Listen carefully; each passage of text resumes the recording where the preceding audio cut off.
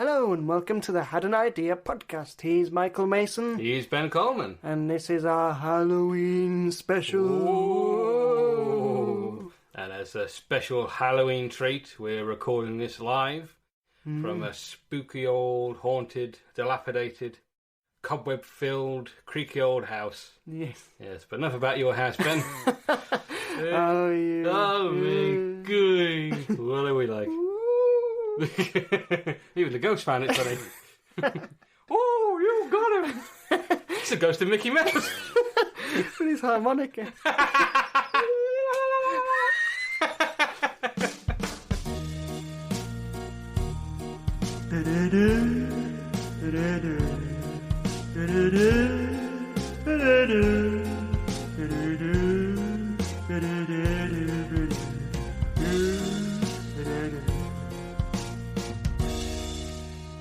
Oh, Ben, you know, it's the spooky, it's the most spookiest time of the year.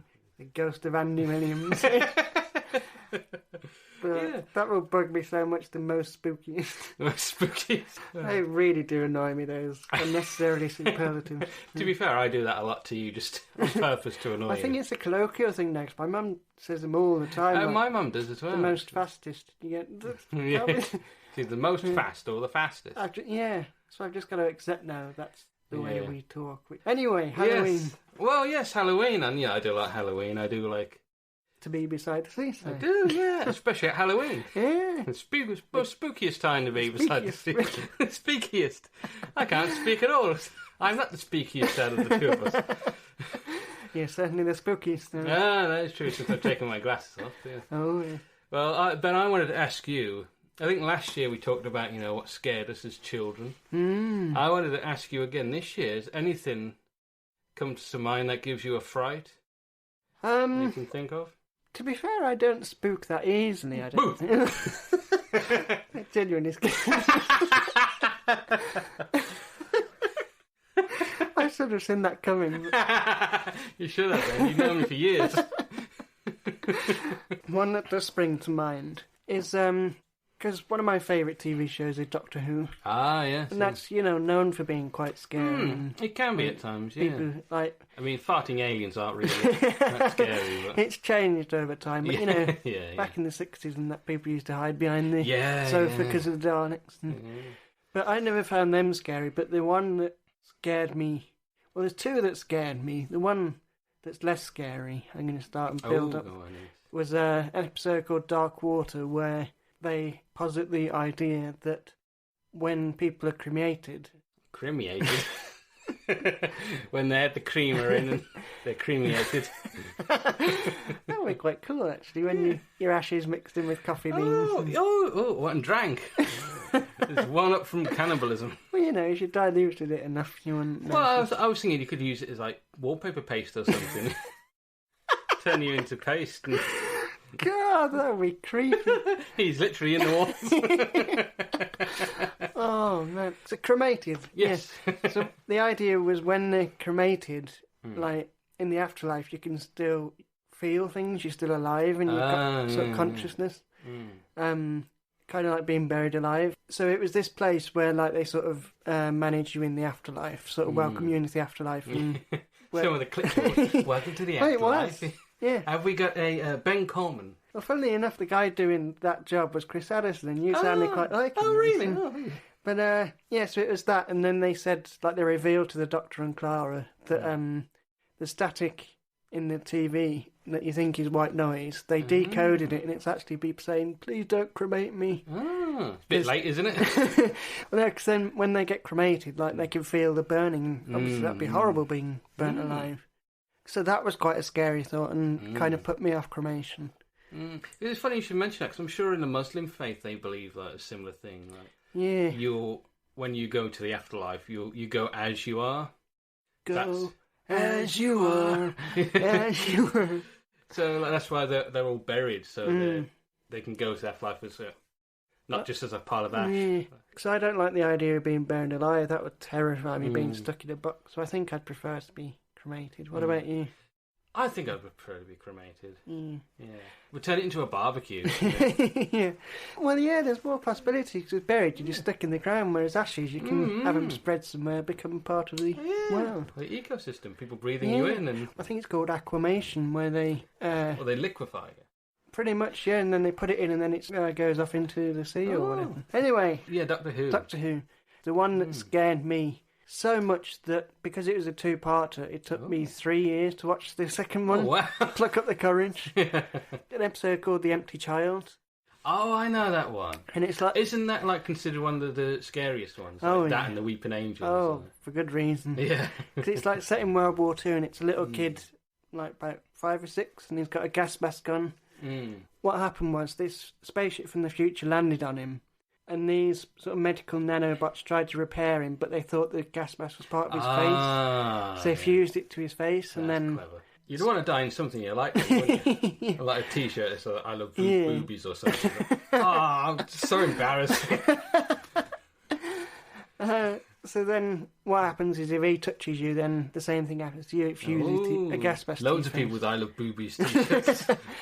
And it's just, I think it's because it's a kid, and it's like you can't see his face or any emotion. It's really creepy, and because he's sort of half dead, the only thing he says is, "Are you my mummy?" Yeah, and like it comes through the radio and stuff, like really creepy, and so yeah, that terrified me, and I had nightmares for days.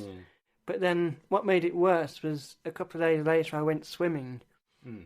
And I got out of the water, I was in the shower, and there was a kid walking around with big, thick goggles on. Yeah, he's like wearing a gas mask. Blonde-haired kid, like big, thick goggles, looks like not far off a gas mask. He's walking around going, "Mummy, are you my mummy?" And I was like, "Oh, it's real!" Punch a child in the face.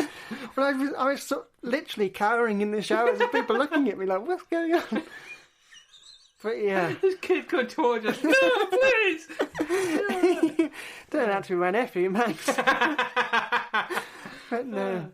But imagine if the kid like had his goggles fused to his face. Don't have goggles on. Yeah. Oh man. But even still, like gas masks, like still freak me out. But, something about them, isn't there? Yeah.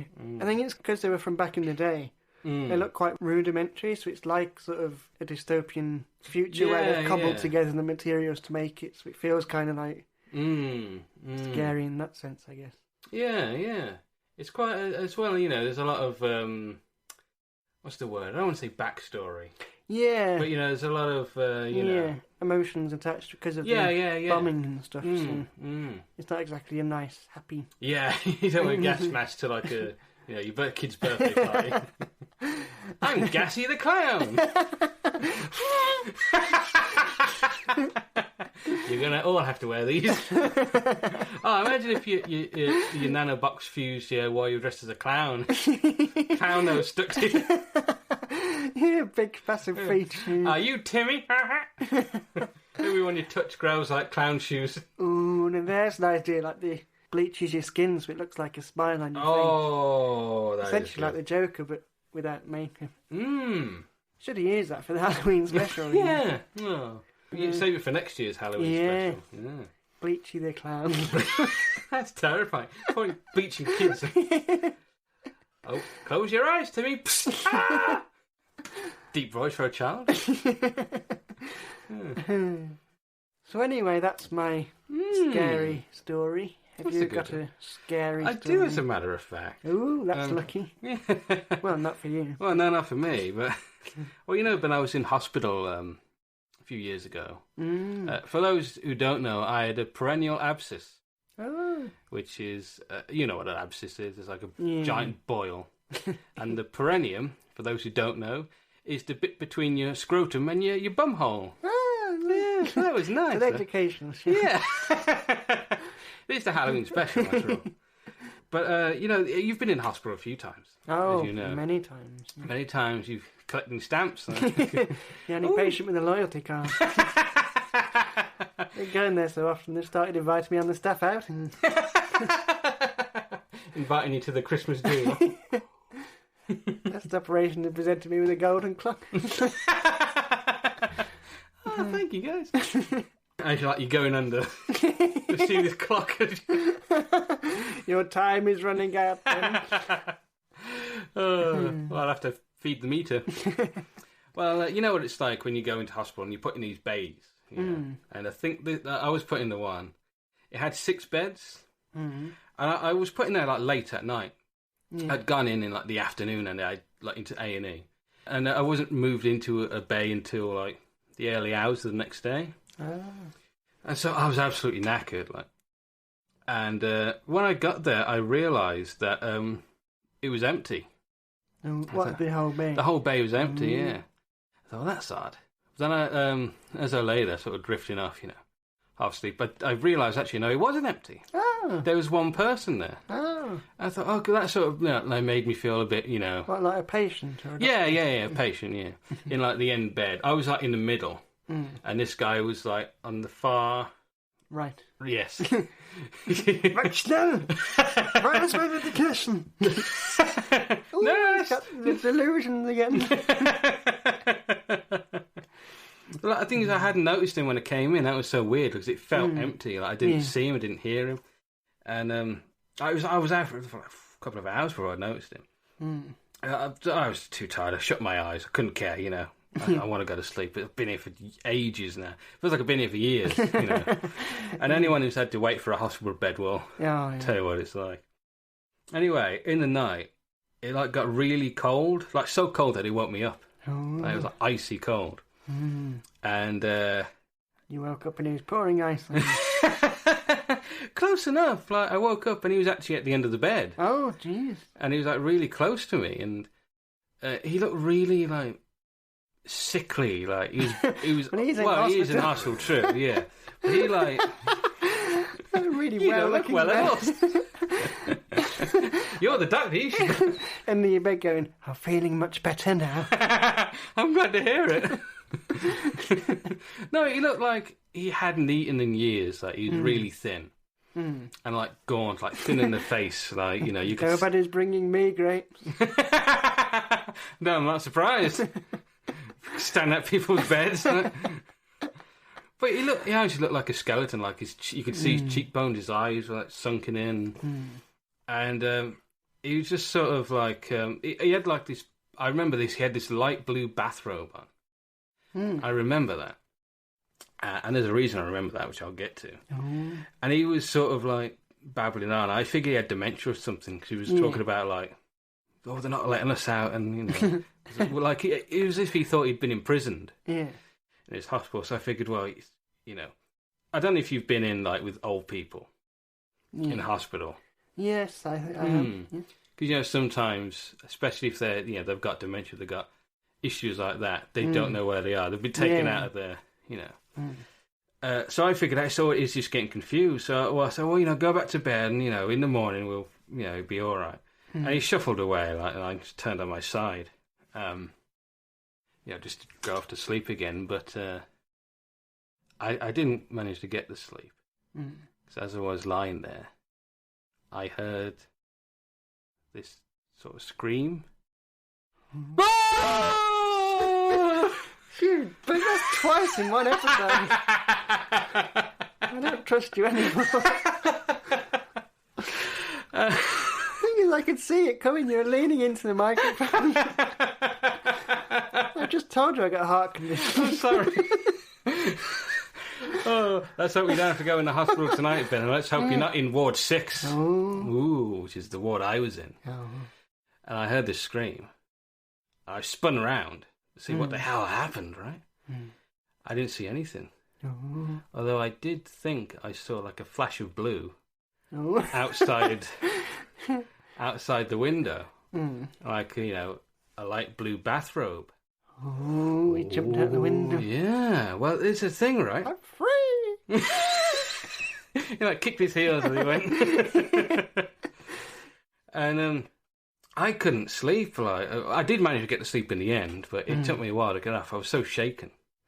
So I think because I didn't think he'd jumped out. I think he's gone. This guy's gone, right? Early next morning, you know, they bring breakfast round, and the nurse comes, and this old man hasn't returned, right? So I say to her, what happened to the old man over there in the corner? And she turned white as a sheet. She did. Oh. She said, well, it's impressive, actually. It's impressive she turned that as white because she was Jamaican. She tells you that over a week ago, this old man threw himself out the window. Oh. And the bay had been closed pending an investigation. It had only opened the previous night, and I was the first patient in since. Oh, my God. Yeah. So, I'm there for a week. Like. Oh, jeez. Other patients come in, and I don't actually see this old guy again. But some nights, I swear, at the corner of my eye, I could see like a flash of blue outside the window. That's scary. And now on with the show. I don't want to go. Are you my mummy? Yeah, you got me scared of dressing gowns. Huh? Next time I'm in hospital, you'll come in with a blue dressing gown and a gas mask. Hello, Ben.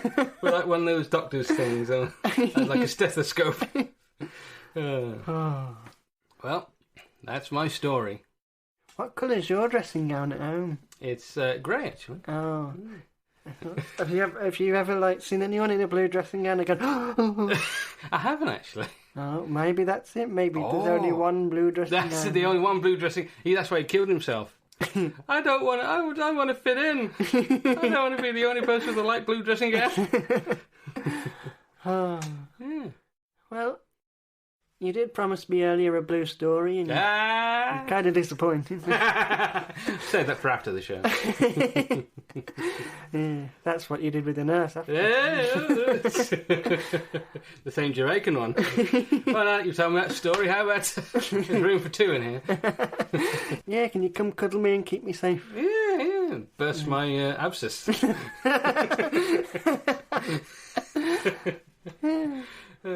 Well, I think it's time to get on with some ideas, Ben. I do too. Yeah, some Halloween ideas. Ooh. That's the only Halloween noise we know. There you go. It's the Were Baby. Poltergeist. It's like an evil clown. Like a giant horn. He got brains. Oh, yeah. Frankenstein's I want to suck your blood. Now then. The scariest of them all. Whispering in the ear in the dark. Now then. Goes there. He liked to hang around hospitals. Yeah, he does. In a blue dressing gown. Oh! They're keeping us imprisoned here. It's supposed to be an impression. Oh, the nurse is coming. I better jump out the window. Hello, Jim Bowen. That shows that's safe. So what are we having for breakfast today? So let's have a look who's in the ward. In one, we've got Michael Mason in bed Very one. Good. Very good. He's got an abscess. In two, we've got the ghost of an old guy in a blue dressing gown. Yes, he's back. Jim Bowen's back. You need sedation from the man in bed one. You've seen the ghost of a bull walking there. Like a bull wearing a shirt. Driving a bus. Oh, man. Right. You can't beat a bit of bully. No. You can't beat some good ideas. Hey!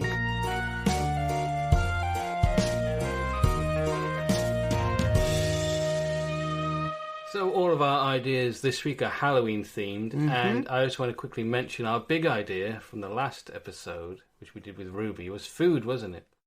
Yes. And we're not going to do that this week. Because we're rebels, innit? Yeah, man, innit, bruv. No, we're going to save that for our regular episode. For those who are looking forward to food ideas, you're going to have to wait a couple of weeks. Yes. We're like a harvester. You have to wait a lot longer than you think. Yeah, exactly, yeah. Oh, that's a Halloween idea. Waiting years for your food. Yeah, the haunted harvest. Oh, I like it. Damn, I wish that was my idea. But speaking of ideas, Ben, what have you got? Well, I've got a Halloween film. Oh. Yes, exactly. Yeah. And I'm thinking of like kids, maybe Pixar, Disney kind of film. Okay. Because last year my Halloween idea was Poltergeist. Yes, that's right. Quite famously. That's a terrible idea. That was great. I love it. I don't know what you're talking about. Well, the title was great. And then it's just nothing. That's all I've got. Yeah. Discuss. So I've got a similarly punny title this year. Mm-hmm. Okay, you ready for this? I'm ready for this. Come on. Zombies. Let me guess. Undead zombie. Undead bees. This honey is taste off. So I'll give you a bit of context because it kind of went on a bit of a journey with this. Because I was trying to think like of a similarly punny thing, and I thought, zombies, bees, zombies, like a zombie bee. So I looked it up just to check there wasn't already a film to do that. I doubt there was a film about zombie bees. Well, you'd be surprised to find that there is a film called Zombies. No, but it's like a short film from 2008, I think it was, and it's about what I'm going to tell you now. Okay. Because there is actually a thing called a zombie, like a type of bee. Oh. So the Latin name is Apocephalus borealis. Ah. Similar to Aurora Apocephalus borealis. So it's like a sky full of green bees. Well, they're all very, eco-conscious bees. But it's a species of bee, and what happens is there's a thing called a phorid fly. I hope I've pronounced that right. Any fly experts get in touch.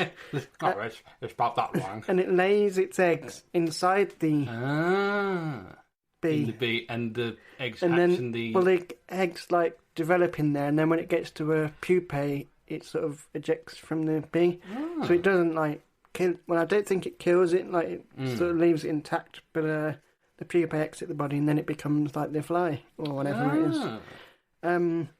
Jeff Goldblum. Yeah. So, I thought that would make a nice Disney Pixar film.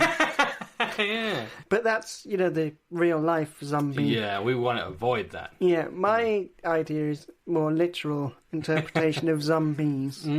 So I've got a rough idea for the plot. So there's a big beehive in a building, maybe like a school or a community centre or something, and everyone's campaigning to get rid of it, so they send the fumigators in and sort of take the beehive out, kill all the bees.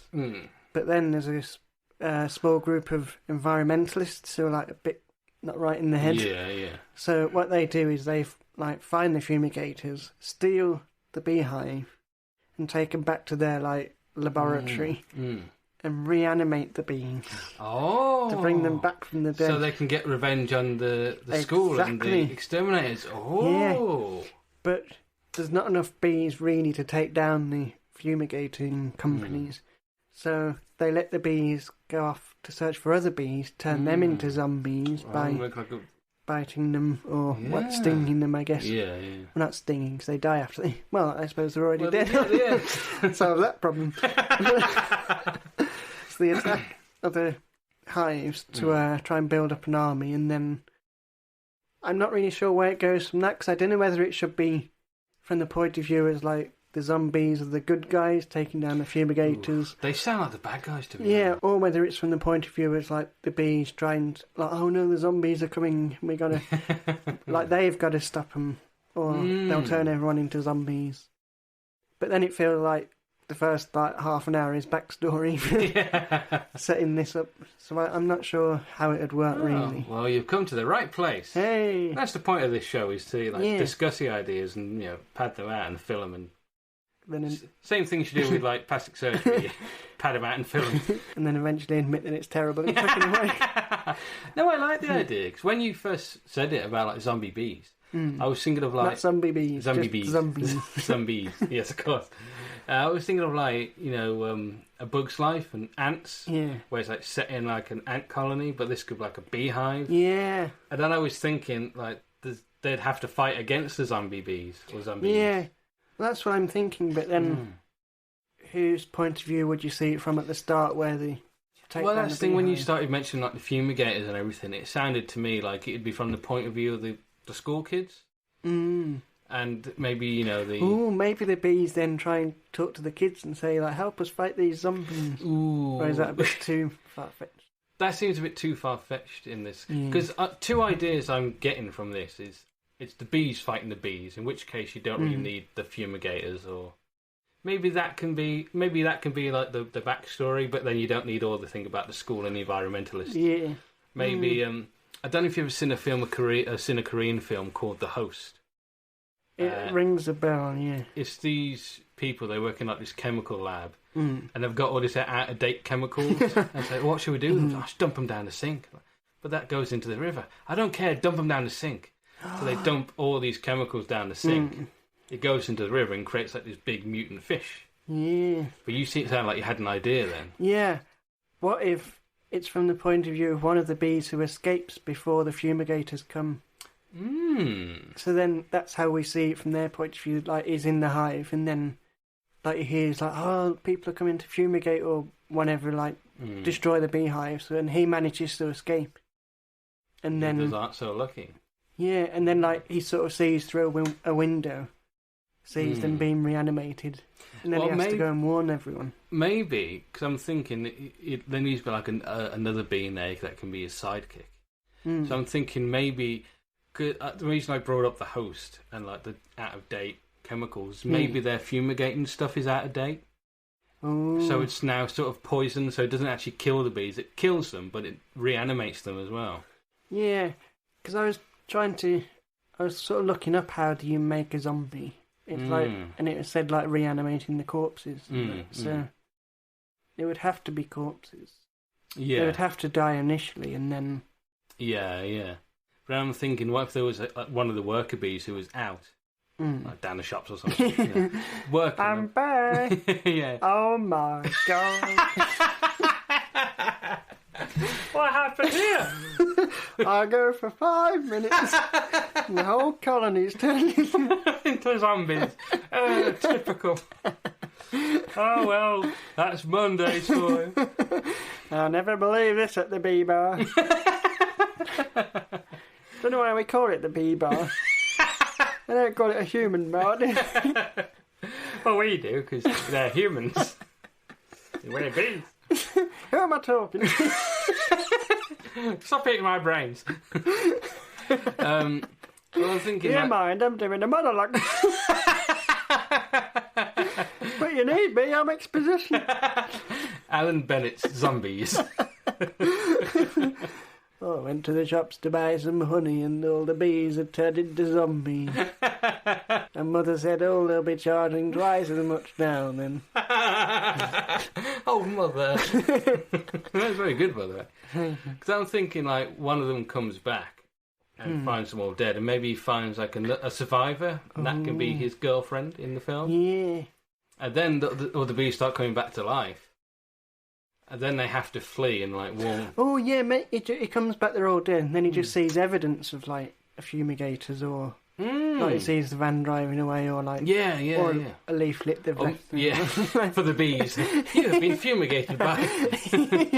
Or maybe you can see the thing happening. Sorry, we tried to fumigate you, thinking you were around. I'll call back next week. Yeah, maybe he sees the fumigation. It's like, oh no, I can't go back now. And then after it's all clear. Yeah, then he thinks they're all dead, but then. I think there should be two. One that's like the comic relief, and then one that's the love interest. Yeah, actually, that survived. And he thinks they're all dead. He sees those two, and then the zombies come, and he go, "Oh, we got to go warn the other hive because there's another hive like down the road." That they haven't noticed yet. Well, maybe they're captured by the other hive. Like, hi, you'll come here to steal our pollen. Ooh. No, we're fleeing from the zombies.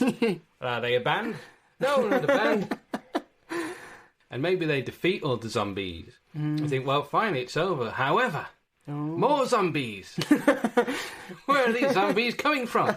The Queen. The Queen zombie. She's now just giving birth to loads and loads of zombies. Like this Queen zombie. That could be the sequel. Like, maybe. Or, no, they have to kill the Queen. I was thinking like they like wage war against the zombies, they win, but now there's loads more. Like, okay, now we know we have to kill the Queen to stop this. So yeah, and like but we don't know the layout of your hive. You must go in. Yeah, like Star Wars in the yeah in the Death Star. They have to get the plans and like maybe because like bees they die after the first sting. Maybe they have to recruit the wasps. Yeah. Ooh. And they're trading honey and pollen, things like that. Yeah, and they get the plans, and many wasps died to get these plans. yeah. I could have got them for you. I've got them right here. And then like the wasps disguising themselves as bees. Yeah. Maybe like... And you get like a famous sort of comedy double act playing those. Yeah. Armstrong and Miller. Oh, you said comedy double act. I was sorry. Yeah. Hey, we could do it. Yeah, that's who we'd play. Yeah, exactly. It's in wasps. Oh, because wasp is like slang for like a middle class, like American, like white family. Maybe you're the wasp could be like American. Yeah, like really like sort of like pseudo posh kind of thing. Yeah. I like it. Yeah, me too. See, this is developed. So how would it end then? Would I take it they'd kill the queen? They'd kill the queen, and like there'd be a big celebration, and but you'd have to have like a bit of peril, like maybe the comedic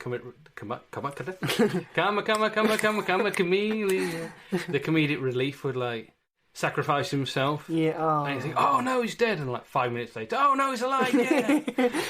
Yeah. You know.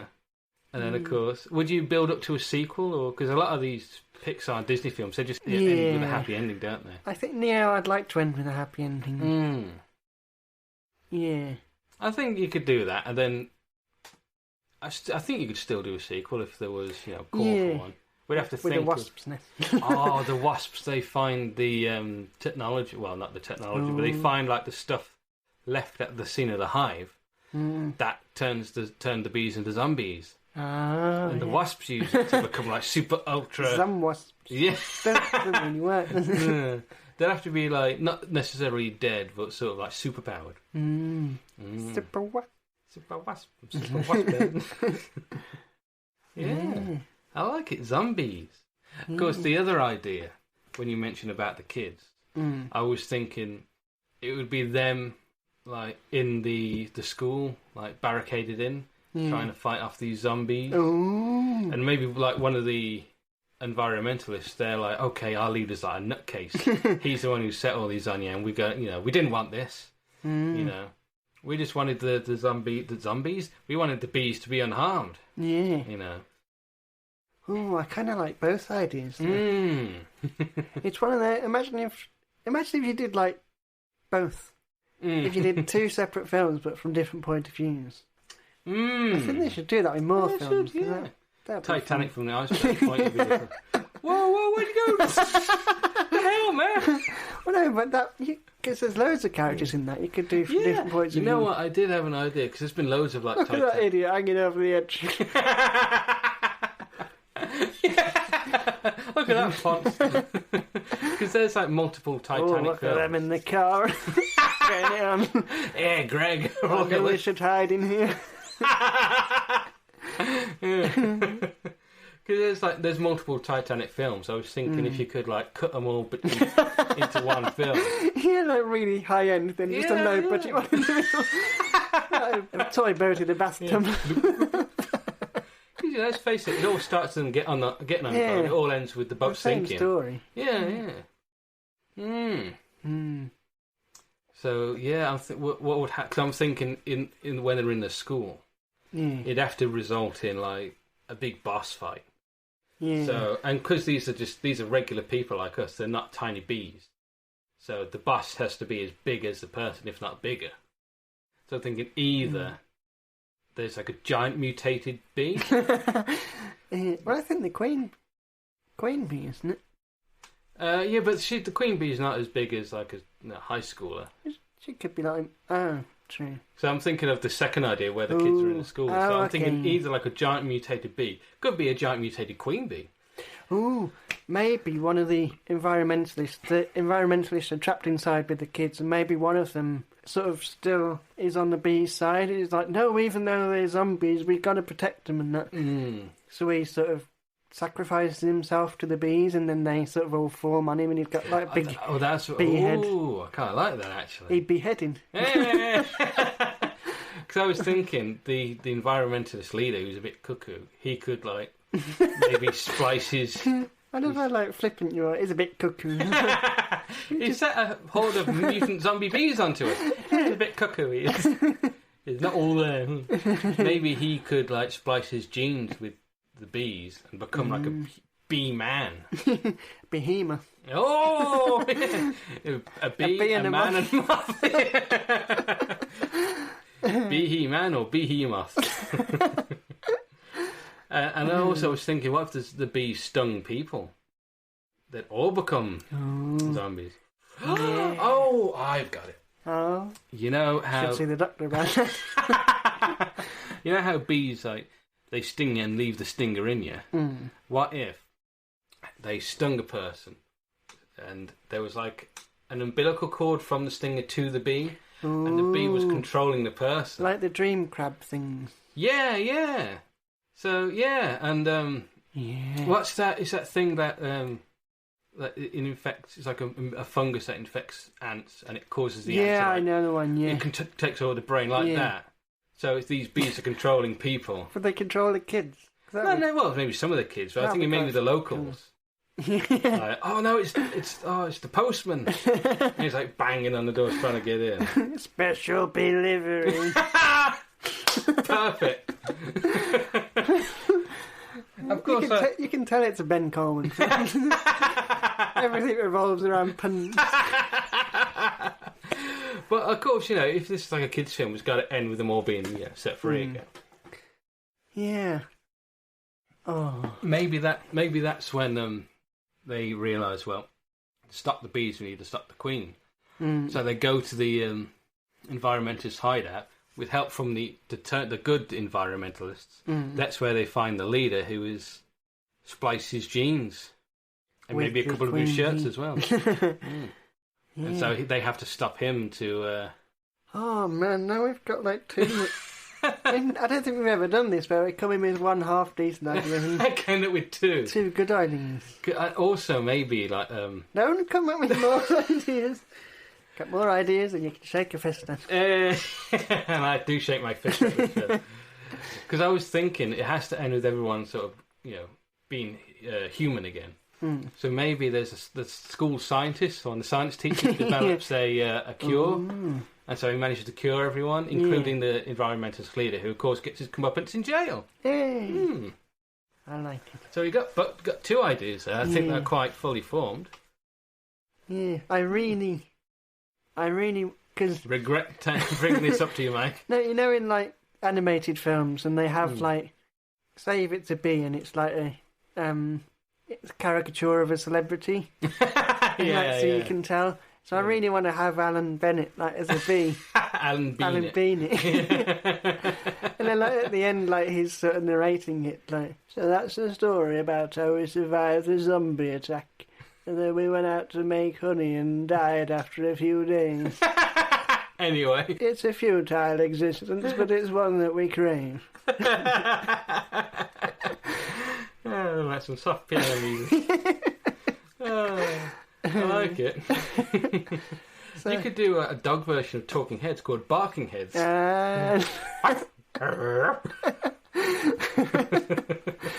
a dog for an hour.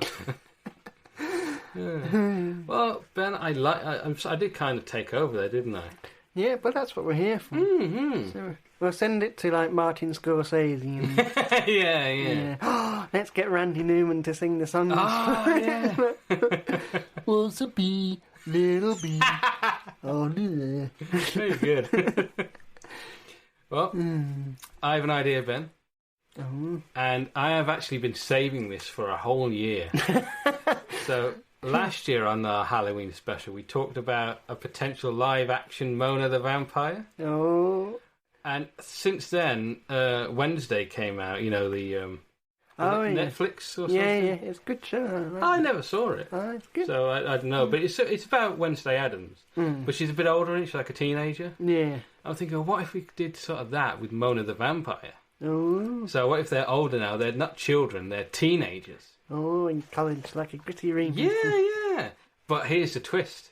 Instead of playing like they're fighting monsters, they are fighting monsters. Because in the show, it was like just their imagination. Yeah, we should like give a bit of backstory for people who don't know what Mona the Vampire is. If they don't know what it is, then don't listen to this podcast. You're not our kind of listener.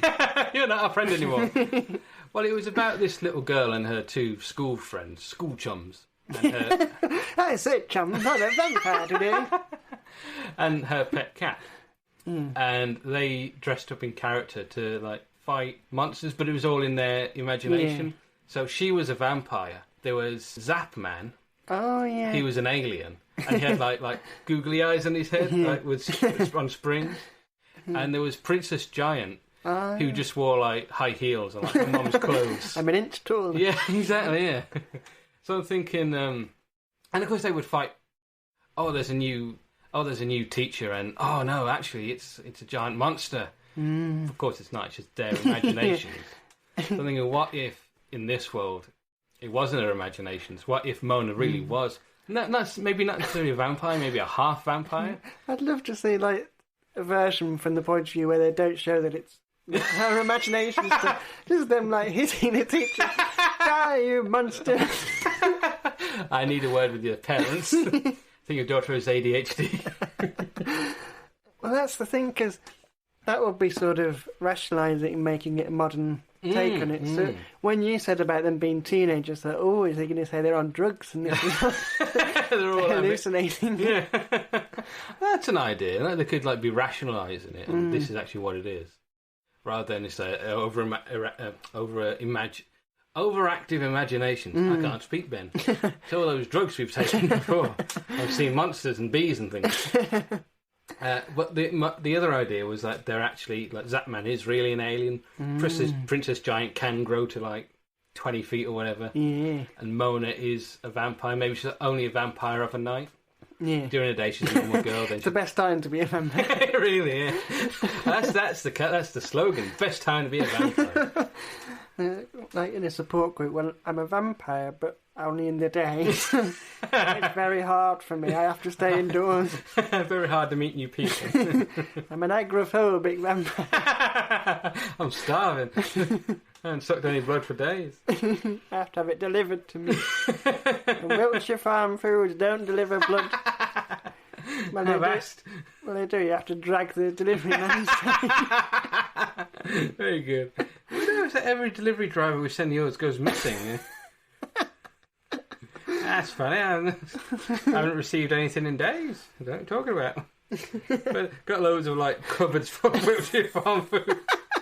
It takes the blood and takes the food as well. Bit greedy. Oh man. Oh, that's my idea. Mona the Vampire, but you know it's all real. I like it. Oh, thank you. Yeah, because I remember I used to really enjoy that, and I like watching. I did. Yeah, I think it was one of those things that was a bit too young for us, although we still watched it. Yeah. There was a lot of shows like that that we watched as teen, like Lazy Town. I like 14-year-old boy watching Lazy Town. Yeah, I didn't watch. Oh, did you not? Some people in our school did. I know for a fact. Yeah, in the reception. No. Imagine you hanging out with like the year one kids. How did you see Lazy Town? He was wicked, wasn't it? No, because I did a rap that referenced Lazy Town, and I tried it out on someone, and they went, "Oh yeah, I watched Lazy Town." It's like it's just on, and it's like, yeah, I'm gonna keep it on, and it's the most ridiculous show ever. Oh yeah, it's just on when I get home from school. I'm just gonna keep it on. Yeah, I have done that. Watch kids shows when they're just on. I used to watch Bear in the Big Blue House before school, and that's like a preschool show. Yeah, I watched Ben and Holly's Little Kingdom. Oh, there you go. That had good writing. So I like that. So, Mona the Vampire, what do you think? I like it. Yeah, would it be like a Netflix, slightly darker? Yeah, that's what I was thinking. Like, Jenna Ortega is Mona the Vampire. Who could play Mona, actually? I don't know. Who's who's the girl who was in Kick-Ass? Oh, Chloe Moretz. Yeah, Chloe Grace Moretz. Yeah, could she? Yeah, I don't know if she's a bit old now. But well, she's one of those. She still looks quite young now. How old is Jenny Ortega? She must be in her early 20s. Huh? Yeah. It's not like in the 90s when all the teenagers on TV were like 30-year-old adults. Like. Yeah, but would she be typecast though? If we... Yeah. Would you like to play a pale-skinned gothic girl? Again. What about the girl who's in The Last of Us? I don't. I don't watch it. You're going to name actresses and I won't know any of them. Well, the thing, this is for the people listening at home. They say, "Oh yes, I can see her in the role." Yeah. But yeah, she might be good as Mona. Yeah, we'll get her in. Well, she can audition. We don't know your name, but could you, do you want to come audition? Yeah, Mona the Vampire. Yeah, and then would we play some of the bad guys? Ooh, we could. So, well, this is more like an American thing. Unless you want to like... We can do an American accent. Yeah, that's a good point there, man. Oh, hi there, Mona. Oh, gosh damn. I'll tell you what. So I voted for Trump. We play their like neighbours. Just two like farmer guys. I've seen you doing some pretty dang crazy stuff. I don't know what I've been smoking. They could be like the conspiracy theorists. I have it on good authority that my neighbour's a vampire. Look, there she goes. I told you she's a vampire. She could turn into a bat as well. Ooh, there you go. Superpower. I'm sure she does that in the show. Like, pretending, I mean. Obviously. Yeah, would there be like an origin story where they got their... Oh, maybe. Or would it just start... I was thinking it would just start, but I think if you wanted to explore that, maybe you can. Yeah, you could have like a flashback sort of during the series, have... Yeah. Which I always hate in It pads the series out. Yeah. You know. And it's just like, oh yeah, this is convenient. You're showing something that happened that she's now getting emotionally in. Yeah. Oh yeah, how convenient. Just tell us all at the start. Well, I think the backstories, we can go over that real quick, because that man is an alien who has fallen from space to Earth. Maybe it could be in the TV theme. Yeah, that man is an alien, but he's actually on I was Earth. thinking like reworking the original TV theme. Oh, yeah. Can you remember the original? Yeah. He's an alien boy that landed in the... I was thinking the actual... I was hoping we could like do a duet and sing the Mona the Vampire theme to close this idea. Well, yeah, but we got to sing about the giant. Yeah, we'll do that next episode. There's also a giant and an alien, but haven't got time. Yeah.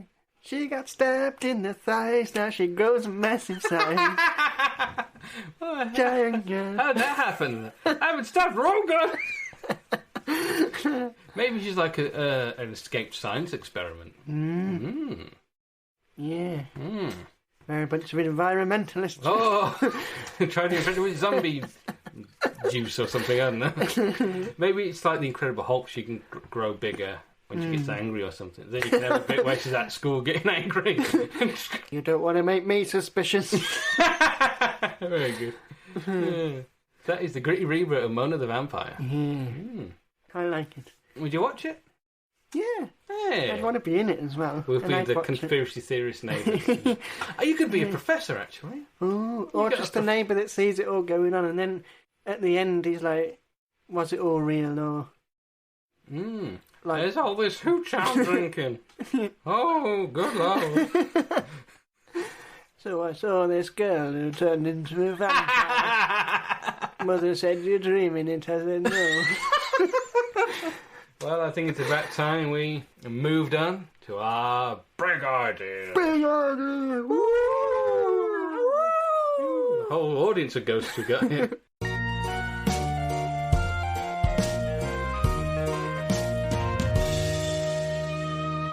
So, Mike, what's your big, scary Halloween idea? Ooh, that was very frightening, Ben. Thank you. Well, my idea, Ben, is something that already exists. Oh. Well, kind of. We don't get it here. Well, we kind of do. We don't get it as in it doesn't exist, or we don't understand it? Well, it exists, but not in this country, and that is the haunted house. We do have haunted houses. I don't mean like an actual, like, this place is reputedly spooked, haunted. But I know we have like fairground rides that you walk through. Yeah. Remember that thing in town? It was supposedly haunted house experience, but it was like free entry and it was crap. It was like, most things that are free entry are crap, aren't they? They're good on them if we're trying, but it's like, there's a hole in the wall. What's in there? It's a toy hand. Right? It's a bunch of cables. Very good. And there was like that dark room with the glow-in-the-dark chalk. That was the best bit about it, really. Surely there's like places that do haunted things and they set it up. Maybe, but in America, at least in American sitcoms, people will turn their own houses into like a haunted house. Yeah.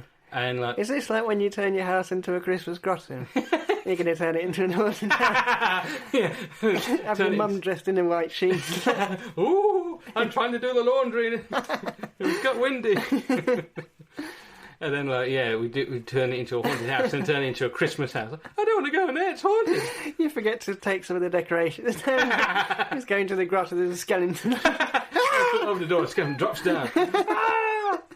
Santa's a killer. He's killed one of the elves. You could do that, just put like an elf hat on his skeleton. Recycled it. He starved to death because not enough kids were giving out mince pies. He died because you weren't good enough this year. I promise I'll be like a noose round the elf's neck. Good lord. Yeah, scaring kids into behaving. Well, we don't really get haunted houses here like that. And I had an idea of like setting one up, but then I had another idea. Ooh, let's not do that. Let's not do it at all. Discuss. No. Well, if you combined that, the haunted house, haunted house. I don't know why I said that. I've never had a lisp in my life until like right that second. Let's say you turned a haunted house, combined it with with an escape room. Ooh, a haunted escape room. Yeah, not any room, not a room, but a house. Oh, a whole house. A whole house, because not an escape room, you have to get out of the room. Yeah. In this, you have to escape the house. And you can only do that by exploring each room. So. Oh, okay. I thought you got out of the kitchen and you ended up in the living room. No, God. Well, let's say you start off in like the downstairs. Upstairs is locked. Oh. And there's a basement. And the door to the basement's locked. But in order to get the key to the upstairs, you have to get into the basement. Yeah. So you need to find the key to the basement. Maybe by solving puzzles. And then you get into the basement. And I was thinking the basement could be like a meat cellar. Meat hooks with like meat hanging from it. I thought, that might be a bit spooky. Would you, just in terms of like setting it up, would you have sort of fake meat and then like the smell of meat? That's a good artificial point. Smell of meat. I suppose that would be less wasteful, wouldn't it? Yeah. You'd have to feel like meat though. It'd have to be like a rubbery type prosthetic. Thing. Yeah. I really like the smell of meat idea as well. I think it'd be like quite chilly down there as well. And like maybe the chains that move about when there's no one near. Ooh. Would you have like people dressed up around? That's what I was thinking. I was thinking like a butcher. Oh yeah. Well, I was thinking like upstairs you could have someone going from room to room, and if they catch you, it's game over. Maybe have like a butler as well, like. Oh yeah. Maybe you could like try and help you, but you also sabotage you. Well, that was another thing I was thinking. Like you could have like panic buttons. Oh. And you could press them to get a hint. Like when we did an escape room, there was a button you could press and they'd give you a hint. That was my idea. So you have to... The whole idea is you have to escape the house and you have to solve a mystery. And you can only solve this mystery by getting something from the loft. Or the attic, if you're American. So let's say you start off on the ground floor, or the first floor if you're an American. Solve a puzzle to get into the basement, find a key to get to the first floor. Or the second floor if you're American. And then you have to solve... Go to the first floor. It just come from the first floor. And then, So they have to solve these clues. Yeah, so the idea is you have to get to the loft. And, I think you might have this. Some lofts have like a hook that you have to... You got like a big hook with a stick. What you mean, yeah, you know what I mean. You have to find that. So you have to solve a puzzle to, get that. Yeah. And I did mention like panic buttons. I was thinking like if people get freaked out, they can hit the button. And like maybe, like I said as well, with the hint, get the hint. Yeah. And I was thinking rather than having like a whole hour in there, maybe you could have half an hour. That way you get more people What? in. Half an hour to get up through 3 floors of the house? Here's the thing. You have like a little card or a ticket or something that tells you like how far you're in. Or you could just like remember, like make notes where everything is and quickly solve all the puzzles to get to where you were. What? So let's say within... I don't get it. Let's say in the half hour you got to the 2nd floor. Then time was up. Yeah. You can go away and then come back the next time. And you could bring your ticket, say, like, I've been here before. No. You got to do it all in the... You can't go home and, like, be disappointed, like, oh, we'll never know until come next back the week. next day. Well, the thing you don't is... want to go away and have to wait a week to find out how to solve it. Bad enough when, like, you can't figure out how to open a can of beans. Yeah, you know when you don't take half an hour to do it. Yeah, but no, when you're trying to fix it on the TV... Bad enough when you're trying to fix it on the TV and you're like, oh, I can't do it. Yeah, well, at least I wouldn't just leave it and go, oh, I'll come back to it next week. Yeah, but you'll be doing other things. It's not like you just wait outside the house until you can go in again. You know. Yeah. So I think it should be like an extended rather than cutting it down. I think you should have like 2 hours. 2 hours. Okay. You could have a like intermission like in the kitchen. Have like a little floor show. Like... Yeah, well, the butler could make you a sandwich. Yeah, I made you a sandwich. Get it, hide, you idiot! So, what else is in there? Well, I was thinking there could be like a puzzle to do like a grandfather clock. Maybe the key to the basement is hanging from the pendulum. Yeah. You can't get the door out. You need to solve the little puzzle. To open. On the clock itself, and that opens a little. Because I was thinking maybe like cogs, and you got to put them in the right order to get the clock to work. Oh, that could work actually. Yeah, that's an idea. Because I am basing a lot of this off like horror games like Resident Evil and Silent Hill, where you have to solve. There's one puzzle in Silent Hill 3 which you'd love because, well, actually you might not love. Any fan of Shakespeare would love. It's like a very nerdy puzzle. You have to like have an extensive knowledge of Shakespeare to solve this one puzzle. And you have to put like books in the right order. And you could do that. You could put in the library. You could have books, and they got to find information. Well, because the idea on the books there's like numbers written, but you have to put them in the right order to reveal the code. Yeah. So you could do something like that there. Yeah. Because the thing is, it's starting to sound just like an escape room with a few people dressed up in it, like horror. I think there needs to be more of a horror element. Like you said, like someone trying to attack them or.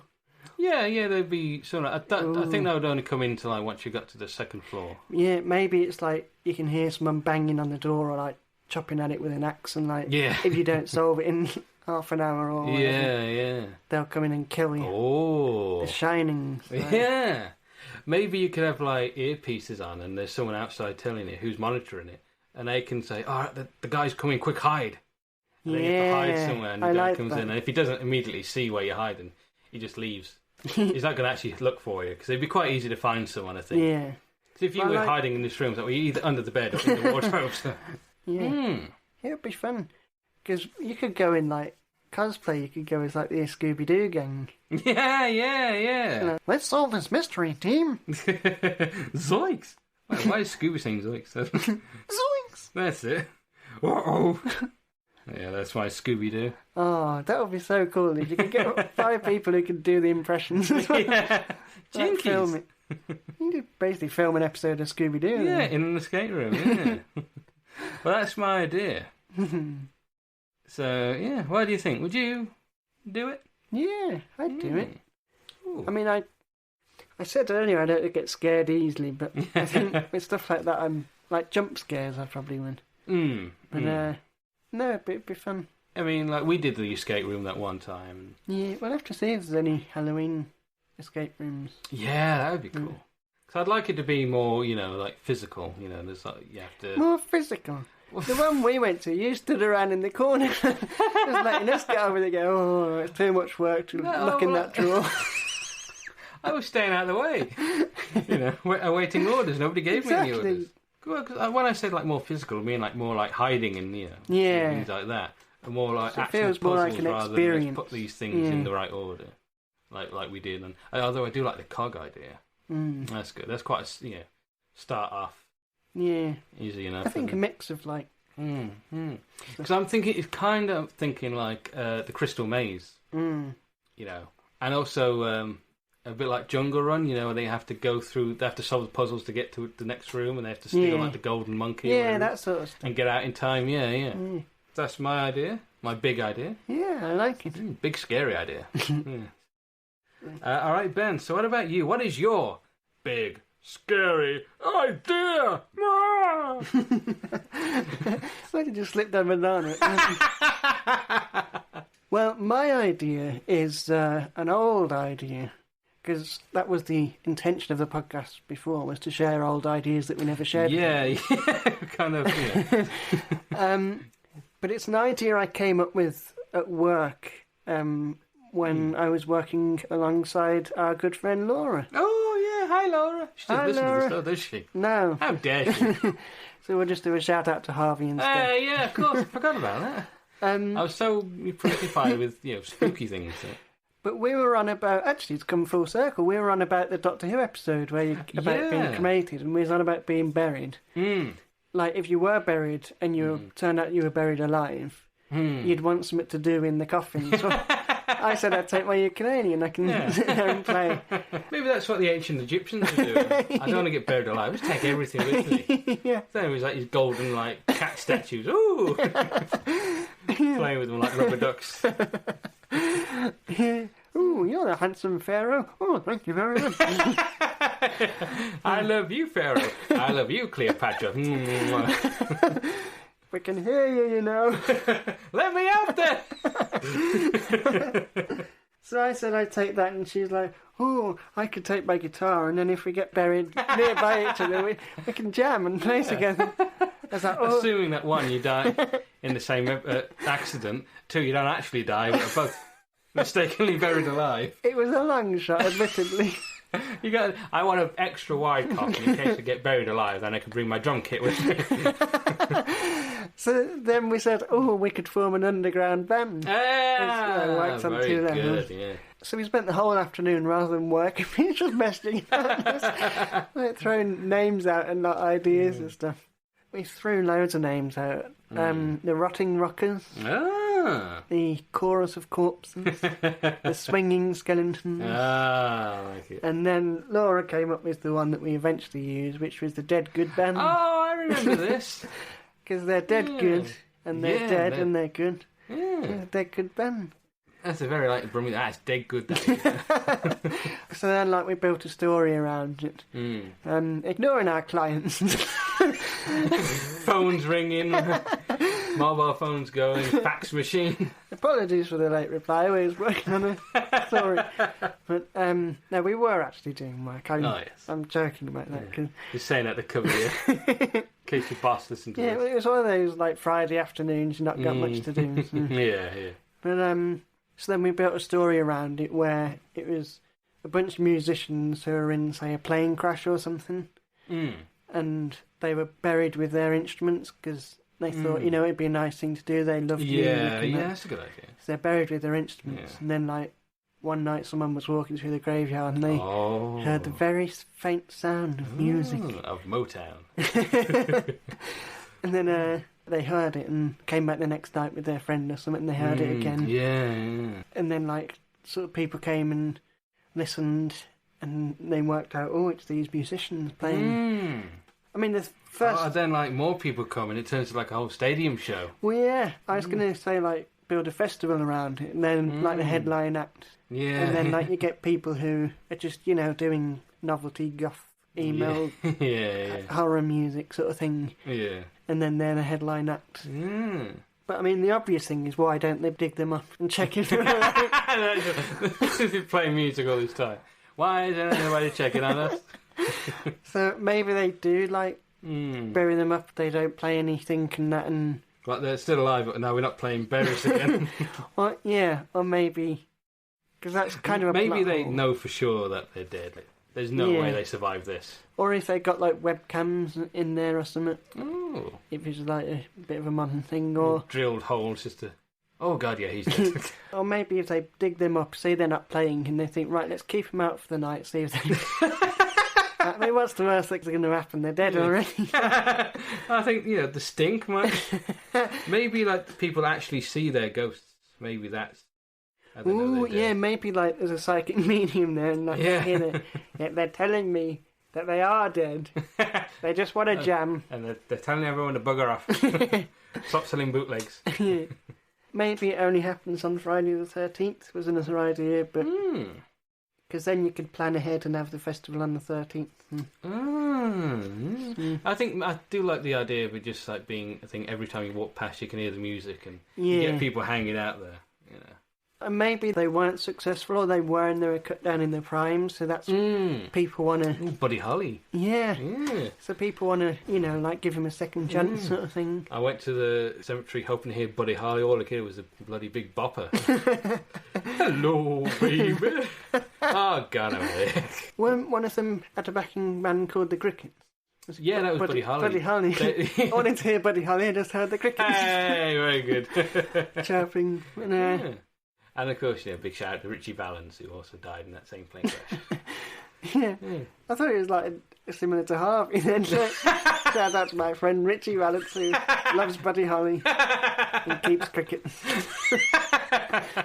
So that was the idea, the Dead Good Band. And maybe they, like, their old manager records it and they have like a posthumous... Oh, damn it. They're trying to squeeze all the money out of them. Well, that's what would happen, that's what would happen. Yeah. They'd have a posthumous hit. Didn't they... And then maybe someone says, like, don't do that again. Like, do it once. It's a nice thing to do, but don't milk it. Didn't they release, like, a new Elvis thing this year, or... There was definitely someone. There's a Beatles, they're doing one. That could have been They've used AI to separate genres. Oh, man. Just think you could do that. You don't need musicians anymore. It's all AI music. Oh, what if they always wanted a number one hit, but they only ever got to, like, reach number two? So then they're like... Because ghosts have unfinished business, so maybe that's it. They just want a number one hit, so they record it, and it goes. And maybe it's a song they were writing as they died. They never got to record it, never got to perform it. And then they record it, release it, goes to number one, and then they're never heard again. Oh, I like that. Yeah. But if you walk past, sometimes, baby, you can hear them tuning up, plucking of a guitar, or the tinkling of a piano. I'm breaking up the band. Creative differences. Going solo. We're dissolving the band. We're dissolving, period. Decomposing the band. I like that. But as you may remember, I actually wrote a song. I do remember. About this called The Dead Good Band. Yeah. So I thought, since it's the Halloween episode... Oh, have you recorded the definitive version of it? Well, yes. Oh. I did record it, and then... I think last year I did a few other Halloween songs I put out in a single. Also, be sure to check out Ben Coleman on Spotify for some great music. And I'm not just saying that because I'm your friend, because really I don't really think that much of you. You're an idiot, but you're it's great. It's the only reason we're friends. So what were the ideas? Play some music then. But yeah, I did ask you if you'd let me play it, because I thought it'd be nice, and rather than like the because it's the Halloween episode, we thought we'd end on that. It's good to end like special episodes with a special way, nice song. So before we do that, we'll do the usual thanks for listening. Oh yeah, we've already got our idea for the next episode. Yeah, food idea. Yep. So thanks for listening. Follow us on Instagram, Ben and Mike Idea. Our website, benandmike.co.uk. Mike, have you got something Halloweeny to plug for us? I'm afraid not. I'm kidding. Be sure to check out the Ben and Mike store for the new upcoming Ben and Mike voodoo dolls. Oh, yes. Get us to do whatever you want us to. Yes. Yeah. And it's funny you should say that, because I do often feel like a little prick. Hey! And on that joke... Thanks for listening to our Halloween special. Oh. And here's... It feels weird saying here's me with my song, so I'll let you introduce me. And ladies and gentlemen, this week's number one hit, it's Ben Coleman with the Dead Good Band. Here it is. Hey.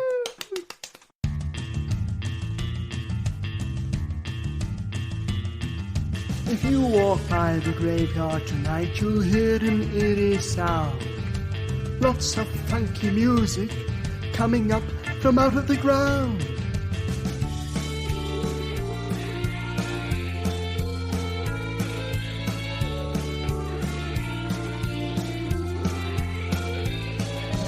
Four musicians buried in a row with their instruments in their coffins. Now they've formed an underground band, and every night they're rocking. And people gathered from across the land to hear the sound of the Dead Good Band. Dead Good Band, Dead Good, Dead Good Band, Dead Good, Dead Good Band, Dead Good, Dead Good Band. It's hard to keep beat when your drummer's deceased, but she's playing her bones like a xylophone.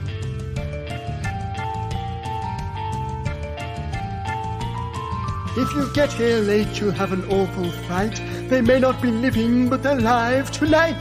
Dead good, dead good band. Dead good, dead good band. Dead good, dead good band. Dead good, dead good band.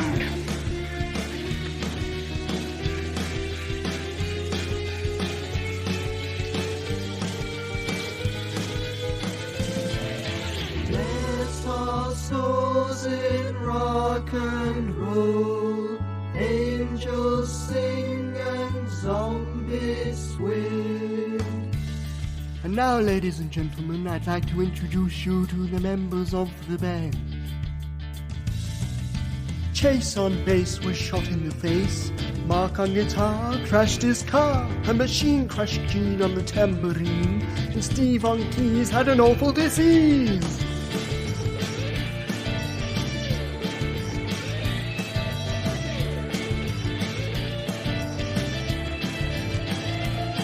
They're down in the ground, but they're going far. 6 feet under at the top of the charts. Dead good, dead good band. Dead good, dead good band. Dead good, dead good band. Dead good, dead good band. Rotting rockers. Dead good band. Swinging skeletons. Dead good band. A chorus of corpses. Dead good band. The dancing deceased. Dead good band.